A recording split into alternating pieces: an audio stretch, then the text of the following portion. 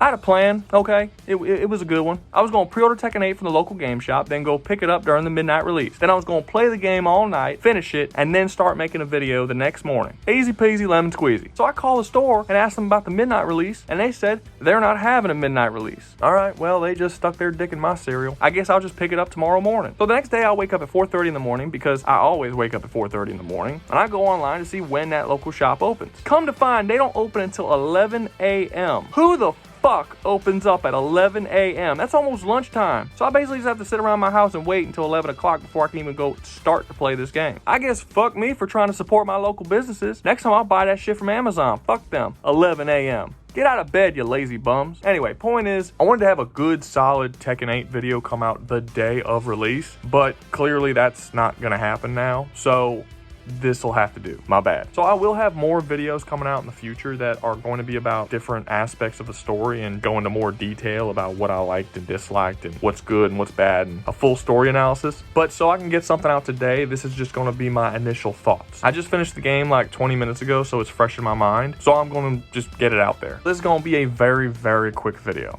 Oh, also, spoilers. So what did I think of the story? It was certainly better told than a lot of the previous stories. I'd say that this is the best told story since maybe 4. Despite that, I didn't like it as much as I should have. And there's a lot of flaws here that I'll point out in a future video for sure. But the thing that I really don't like about it is it's very generic. And Tekken stories are not usually generic. Say what you want about their quality, they really like to think outside of the box and try a bunch of different crazy ideas. None of that is really here in this story. Kazuya doesn't really have anything interesting going on. He's just basically a generic villain who's trying to take over the world and wants power. Jin goes down a perfectly acceptable character arc. Like, it's not a bad character arc, but there's no twists or turns that happen within it. It's just a very basic by the numbers character arc. A character arc that only exists to eliminate all the most interesting aspects of his character. Before this game came out, Jin's character was a self-destructive, suicidal hero who wanted to murder his own family and was so obsessed with it that he was willing to murder millions of people to accomplish that goal. While I don't believe that Jin was written the best up to this point, that is an interesting concept for a heroic character. There's a lot of meat there that you can do a lot of cool things with. In Tekken 8, he's written much better and way more coherently than he ever has been in the past, at least since Tekken 4. He confronts his self-hatred, his obsession, his murderous tendencies. He confronts all of this in the story. And honestly, this is kind of impressive writing. But once all that stuff is removed, all you're left with is a heroic character who fights the bad guys because he wants to protect his friends. God damn, is that boring. We have kind of an interesting situation here where I don't dislike the story because it's bad. I dislike the story because the direction of it made it less interesting. And Jin is not the only example of this. It kind of feels like the game was trying to correct certain things that were complaints about previous games, but instead of building upon and improving those things, they just completely got rid of them. They got rid of emo Jin, right? Because that was a common complaint. So now Jin's not an emo anymore. Certain people complained about all the supernatural stuff and that it was getting a little too ridiculous. So the game's answer to that is just to systematically remove every supernatural element out of the entire series. The game kills off Claudio and Zafina, the only 2 supernatural characters that are not Mishimas, then completely removes all the powers of Jin and Kazuya. This story has no supernatural element to it anymore. The only person that still has powers is Reina. And to be honest with you, I don't think I like that very much. The supernatural elements of Tekken needed exploring. It didn't need to be completely removed. It's gonna feel kind of weird playing with a Kazuya that can't turn into a devil. Like, that's odd. I like Devil Kazuya. The story is very reactionary in a way that I think both helped it in some ways and hurt it in others. And as for my initial thoughts, like the first thing I'm thinking right after I beat the game, they took a story that usually has all kinds of wild and crazy ideas and they made a pretty